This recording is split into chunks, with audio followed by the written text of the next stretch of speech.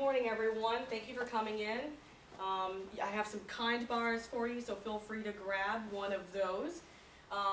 You'll also see some post-it notes on your table. Go ahead and use your pencils and post-it notes and write down some ways that you already use social media. It could be from your phone, a tablet, any electronic device. You can name a site or some ways that you use that site. I'll give you a few minutes.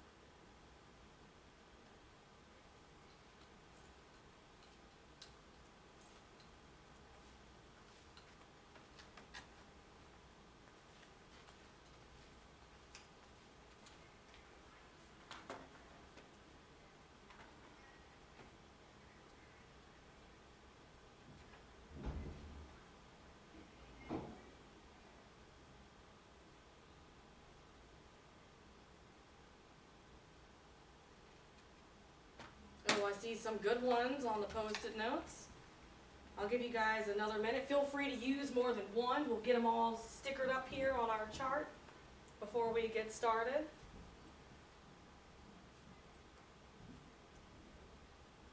Do be careful with the chairs. Don't trip over them.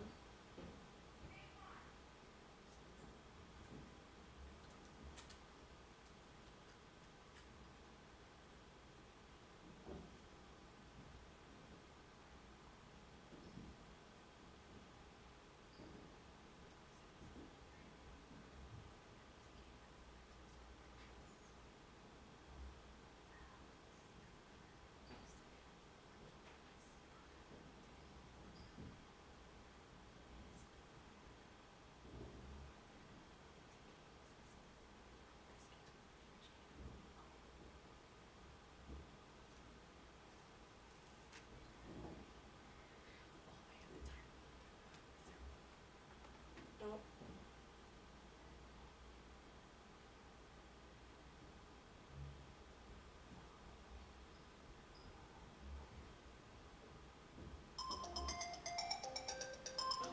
Okay. Okay, guys. So let's see what you got. Go ahead and bring them on up to our chart. Yep, just feel free to stick them anywhere. We're going to go through them. All right. Oh. All right. Oh, wow. Lots of post-it notes. Thank you. Well, my name is Miss Seals, Aisha Seals, and I am the school librarian here. And I guess I should have written a few down myself. We are going to talk about social media today. We're going to talk about ways that you can communicate what you are doing in the classroom and what you do professionally to other teachers and other educators around the world. Okay? So social media. Social media is just another type of blogging, and I see that many of you guys use Facebook to communicate with friends and family. You use Twitter a little bit to talk with some friends and the general public. I see Instagram, and Instagram uses a lot of pictures and some short phrases to really, I guess, capture that moment of the picture. I also see Twitter for some random thoughts. Oh, that's some stream of consciousness in Twitter. Instagram for food. Oh, there are some great chefs that document some of their culinary artwork on there, and even it's nice to look at those things, of course. So yes, whoever wrote that one, that's great. And Pinterest. Oh, that's one I never think about, but Pinterest is a type of social media. and generally Facebook for keeping up with people. Okay? So I can say as well that I Facebook to keep up with friends and family. That's how I started off. And I've also used MySpace back in the day. Oh, that was what, 10, 15 years ago we had MySpace. And let's see, I also use my cell phone. I use an iPad, any device, laptop, anything on hand if there's something that I want to capture. So these are some very good ways that you're already using social media. And if you have not used Twitter already, it's another tool that can be used, and it's definitely something that we do use here in New Hanover County. Okay? So blogging, you're already doing it. Okay? Blogging is just another way of capturing what's happening in short phrases and some, maybe some pictures and some videos, and communicating those ideas and thoughts with other people. Okay? It's nothing different from what you are already doing. But the official definition from Merriam-Webster is on the screen, you can see, and it's just about what's happening in people's lives. But of course our purpose is to talk about what's happening in our classrooms, what's happening on field trips, what's happening when we attend professional development. It's just that way of capturing what's happening in our teacher lives that we can share with other people. Why blog?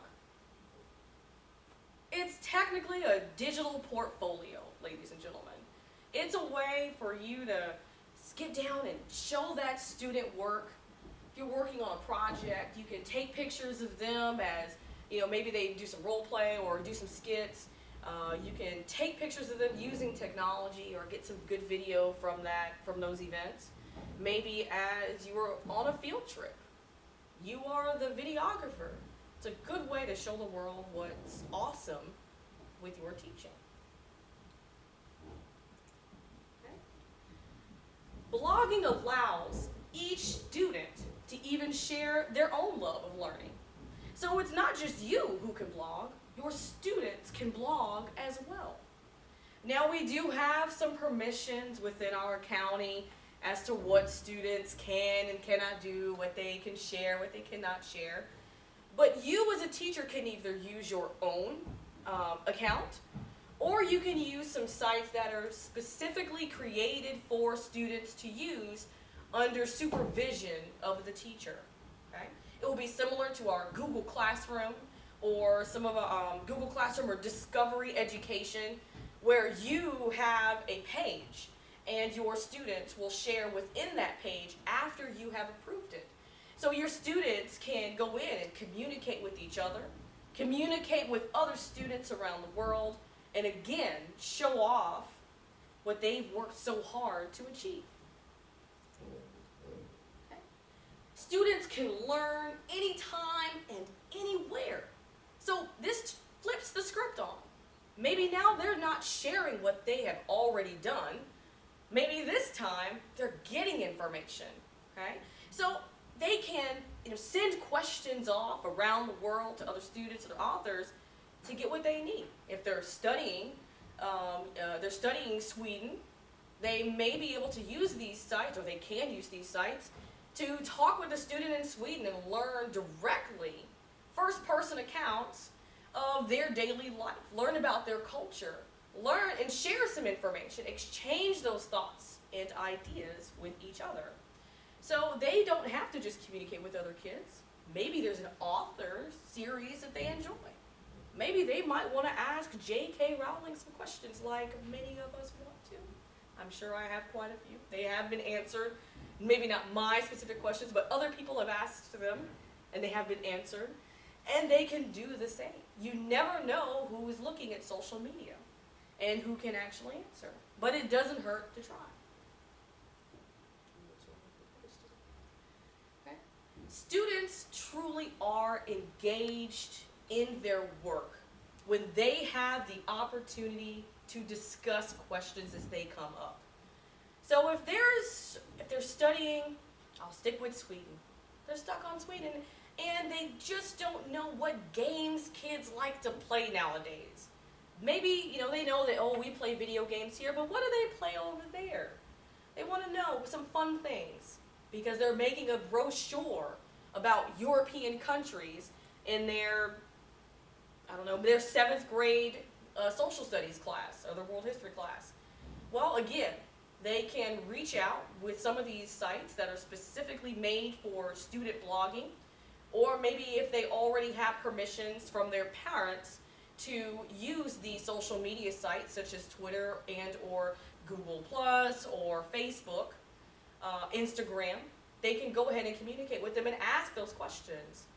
We know the information search process through CoolDown, we talked about it before, and the Big Six, all those forms of inquiry. We want kids to ask questions. It is critical that they find the answers. It's critical that they know it's okay to learn. So they can reflect on what they've done. Did I get the answers I needed for my work? Did I ask the right questions if I didn't? So when students communicate with each other, when students communicate with other adults through these sites, it allows them to become better question askers, better bloggers, okay? Become better students, especially better at asking questions and getting what they need. Okay? Anytime they talk with each other and say, oh, well, your question wasn't so good this time, that feedback allows them to have different perspectives and opinions so that maybe it might incite some new questioning, okay, and some more thought processes. But feedback, we give them feedback on their quizzes, their tests, we give them feedback on every assignment that they do. Well, blogging is just another way they can get feedback. Maybe they want to post a paragraph, of their work. Maybe they have drawn a piece of artwork and they want to, write some thoughts and reflect on it and actually integrate both the ELA and their arts in there. And they just want another student to take a look at it. They're at home and they're both all at home on the weekends, and they're like, hey, take a look at this and tell me if it, what you think it does. Did I do the assignment right? What should I add? I feel like I'm missing something. These are valid questions because these are what we ask of ourselves and what we talk about with each other. So it's a perfect way for them to critique each other. A paper could be posted on these sites and they can help do corrections instead of sitting at the desk and passing papers around and do like a literature circle. They pass the papers around and using the red pens and they edit each other's work. This is just another way to do that, just in digital form. Okay.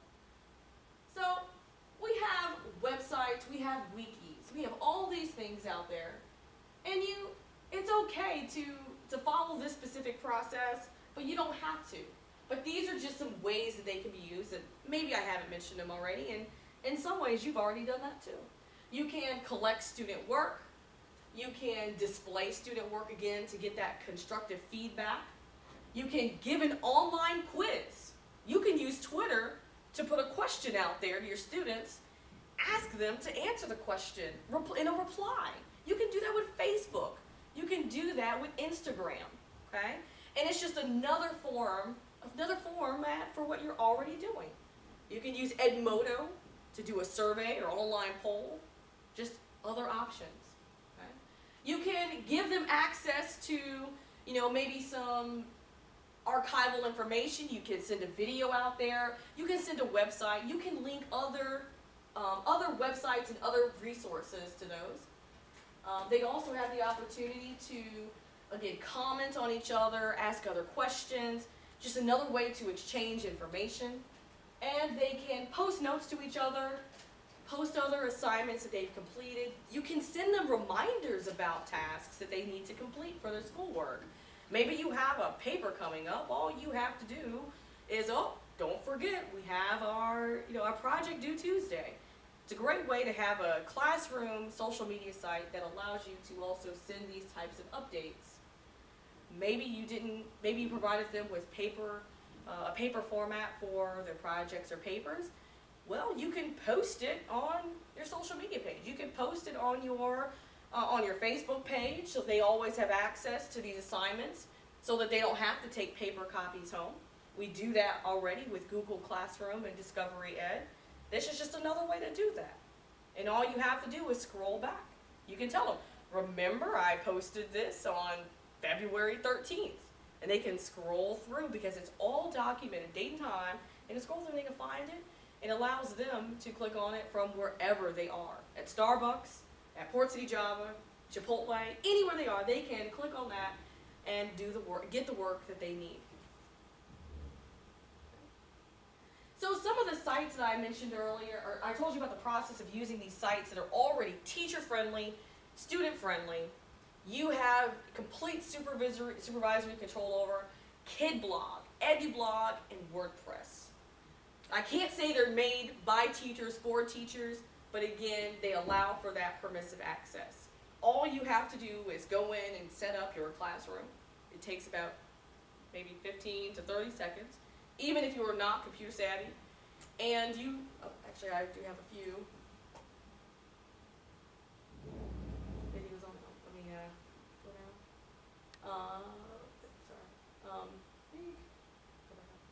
You have, I have a few videos linked on the next couple of slides to show you how to do that. And it's it's pretty painless.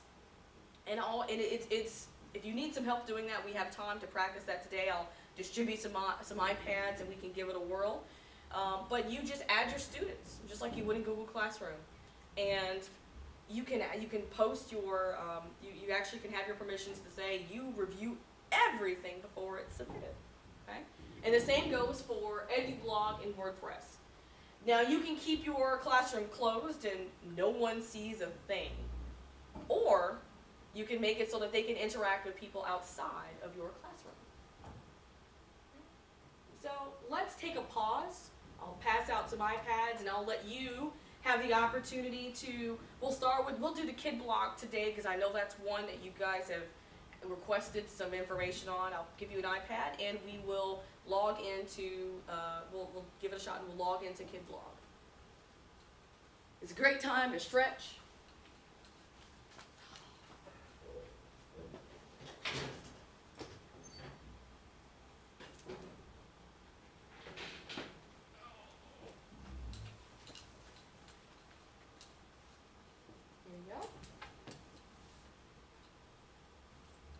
The website for KidBlog is kidblog.org. Okay, good job. You guys already have them opened up. And raise your hand if you're not iPad friendly. Okay, great. I know hands up, so you already know how to navigate. Kidblog.com. Or .org, I'm sorry, kidblog.org.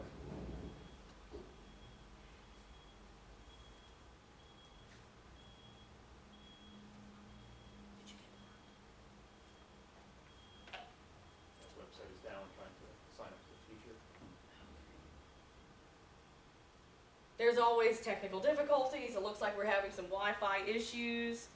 But when the screen first loaded, we had students, teachers, and parents. And as you can see, this is very important. Your students have the opportunity to enter a class code, and only if they have that code will they have the chance to access it. And then teachers have their portal where they go in and it's free. And parents, you give them the chance to view their student work. Again, as another gallery, as another showcase for everything that they have done. And if it does not allow us,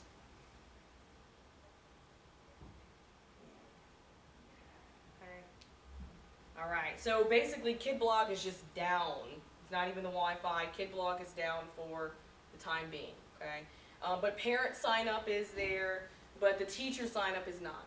Okay, so we will continue this portion of our professional development. I'll come to each of your grade level PLCs.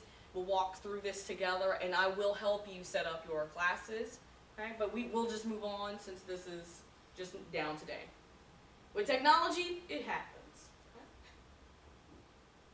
Okay. WordPress. I haven't heard of a lot of teachers in New Hanover County using WordPress. That is typically for older grade levels, middle school, high school.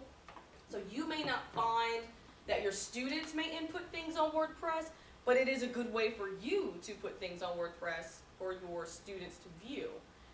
They can go in there as well and do some short blogging, some sentences and maybe some critiquing.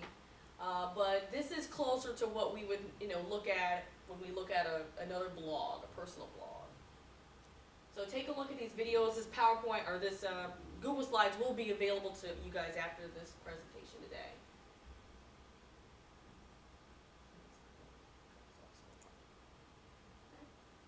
And because it's not working, this is a short video. It will open up and you can see each of the steps for the kid blog as it's already been done, and that way it'll be much easier when we get together.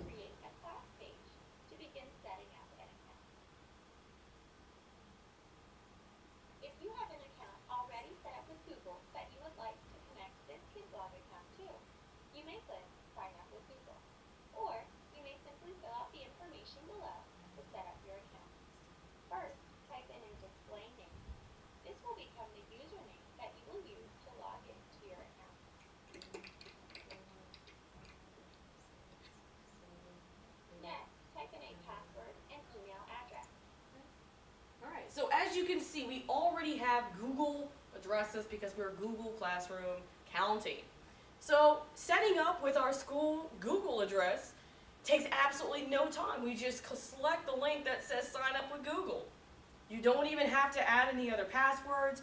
It was just that fast. And she even took us on a tour of how to navigate the web page.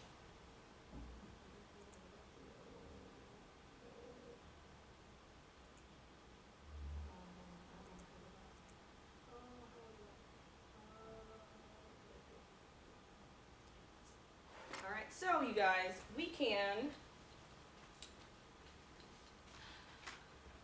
there we go, easily sign up for KidBlog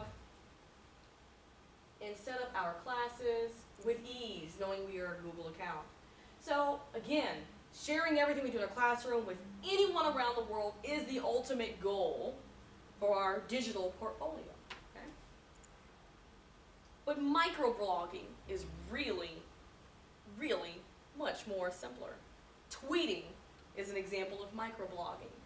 Not paragraphs, not long essays, very short, very purposeful phrases or words and pictures that capture just that instant. Okay, it is a combination of instant messaging and blogging. Microblogging is what we want to work towards. Okay, so these short messages can be shared with your classroom.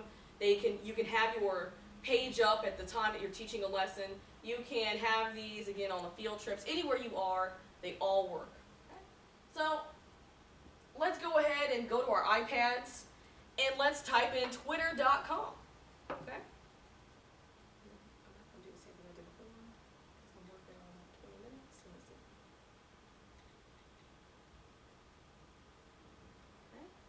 Okay. And now we have another video, and this will take us step by step in how to set up a Twitter account.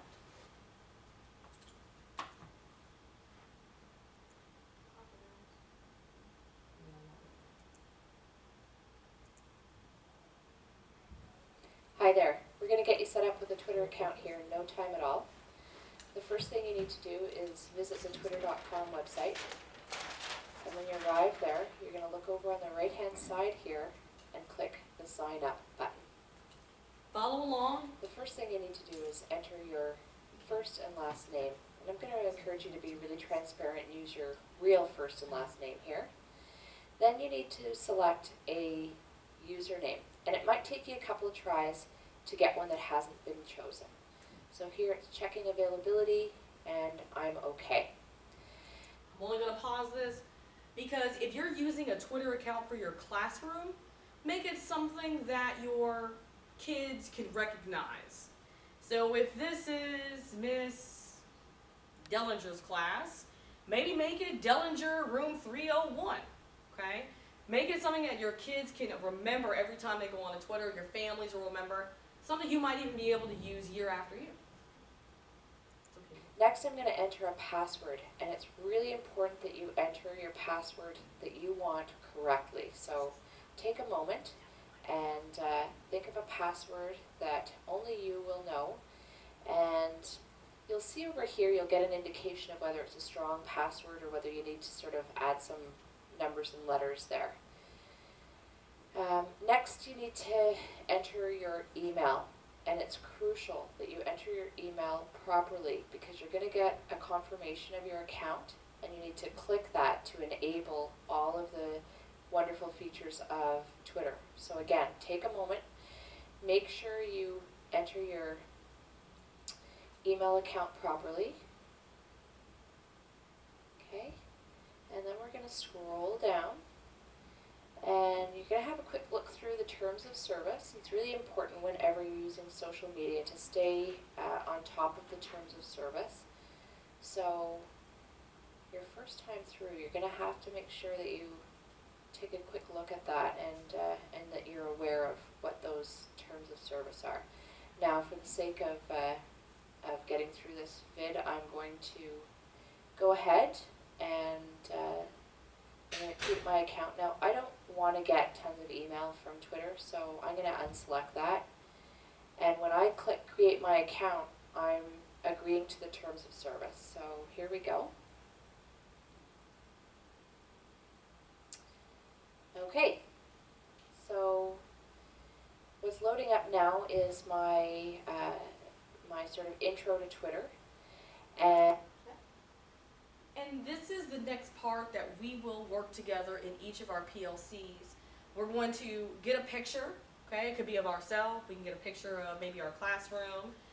We will add some things that help people know a little bit about what's going on. Your interest section is going to tell every teacher, everyone in the world, what happens in Ms. Dellinger's room 301. Okay? We also have some other areas as well, and that it will be on the left-hand side of the page that allow other teachers to get some information. If I want to ask a biology class some questions, I certainly will not look for information on a French teacher's page, a Teacher French. So I want to make sure that it's very clear to anyone who happens to take a look. Okay? But New Hanover County has had this, it may not work anymore, has had this Twitter challenge for about 2 school years. And so this is the steps that we are on. Okay? Twitter there's a 20-day challenge that we are beginning today. This is day 1. Okay? We have already completed a few of these days. So we are, again, you'll get all of this. This is all in the presentation. But on each day, you'll do something different to build upon your Twitter account. to make it better for you professionally. We just created an account. We just have talked about how we can use it professionally.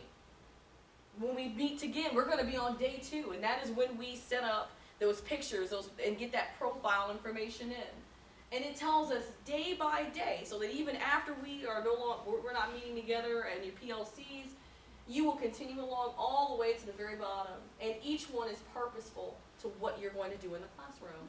For instance, let's see, here we go, day 18. It's all about the students. Send a tweet sharing one thing that you did today with your students in the classroom and helped a student enjoy. Okay? So this is very, very, very teacher-based, very classroom-based to what you can share with other educators, including, show your school pride on day 13. You'll have 3 tweets about why your school is amazing. Okay? So this is something that's very purposeful. Something you will enjoy, and again, there's CEUs. If you complete all 20 hours, okay, it's 6 CEU credit hours, or excuse me, 0.6 CEU hours, because it takes about 6 to 8 hours total over those 20 days. So I know we want those CEUs. So feel free to ask any questions during this process. But again, we have already completed day 1, and tomorrow we will be on day 2. Day 3, to give you a preview, we will start following other teachers. And you should be able to follow each other in this building, but the goal is to get outside of the building and even outside of the county, the state, and outside of our country.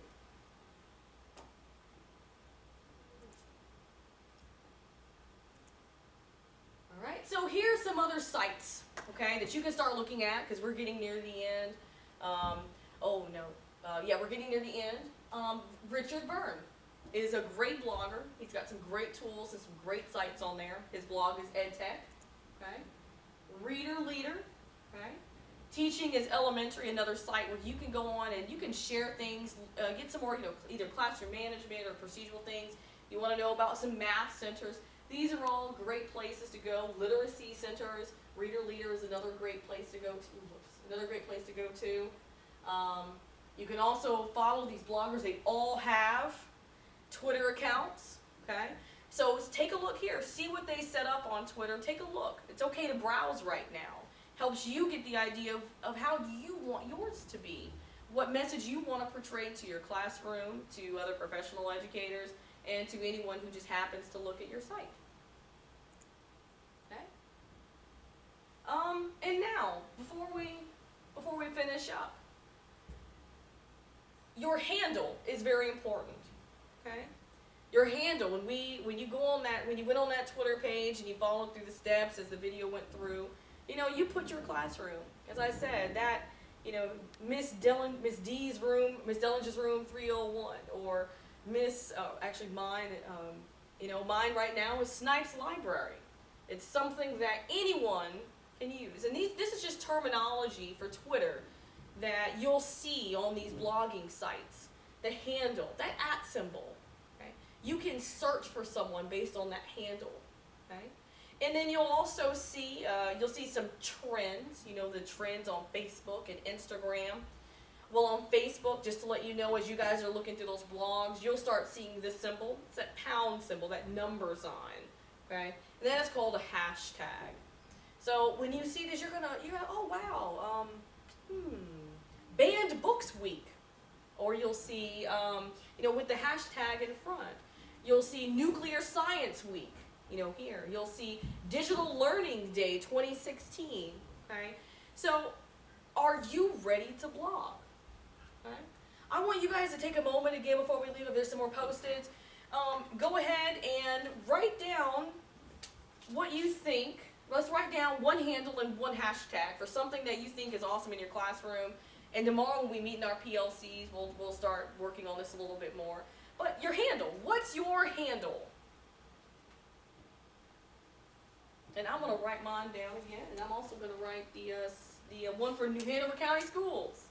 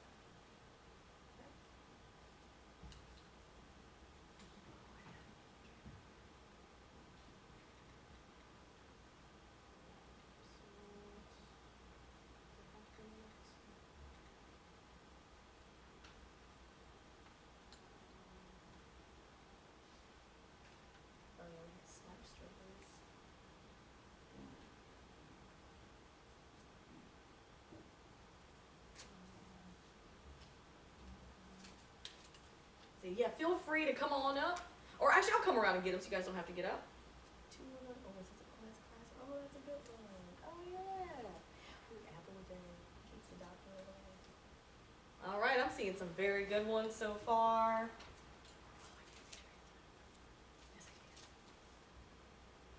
Ooh. Oh, yeah. Ooh. Oh, I see. There's some good ones on here. All right. I'll do mine last again. Oh, I see Snipes _211. Nice.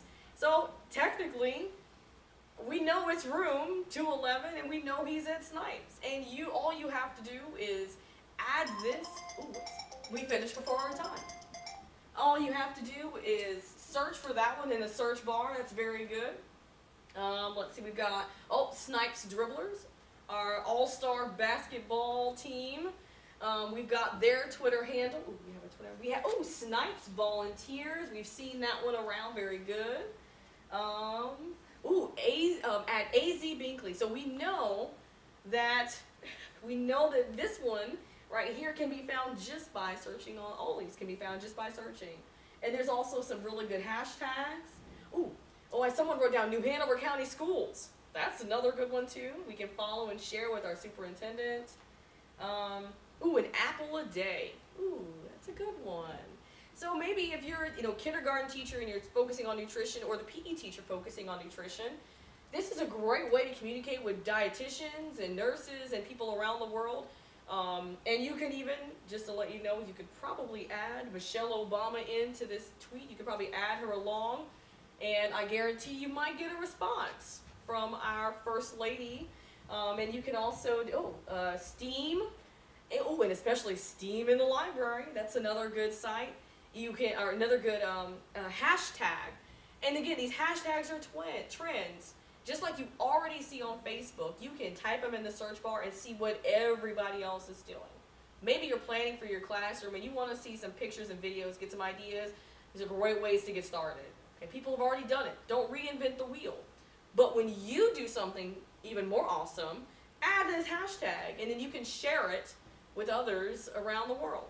Okay? When you attend professional development, pull up a hashtag. And don't forget, you can create your own. One that popped up this summer was an awesome one. Snipes Library Rocks. Oh yes, that popped up, and that it was miraculous. We didn't have a hashtag for our library, but every time something awesome happens, we hashtag it. And so we really want to show it off. We don't even have to do Snipes Library handling anymore. We can just type in the hashtag and search. So handles and hashtags are just ways to organize all of this information, a way to organize what you're doing. But don't fret, it's okay. Just keep calm and blog. Good Thank you very much, everyone. everybody. I'm sorry for this interruption, but it's an important information. On next Tuesday, we'll be taking the field trip to the hot pink cake stand downtown, and we needed to go